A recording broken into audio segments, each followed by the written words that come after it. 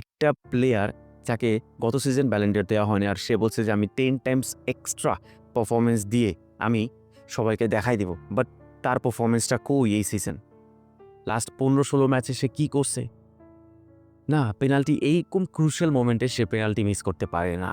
এরকম ক্রুশিয়াল মোমেন্টে ক্লাবকে জেতানোই তো একটা লেজেন্ড, একটা ব্যালন ড'র উইনার, একটা সুপারস্টারের প্রধান কর্তব্য, যেটা ভিনিসিয়াস জুনিয়রের দ্বারা হচ্ছে না। এটা একটা বিটার ট্রুথ, যেটা আমাদের অ্যাকসেপ্ট করতে হবে আপাতত প্রেজেন্ট তার ফর্মের অনুযায়ী। কালকের যে ড্রটা সেটা টাইটেল রেস ওভার করে দিছে।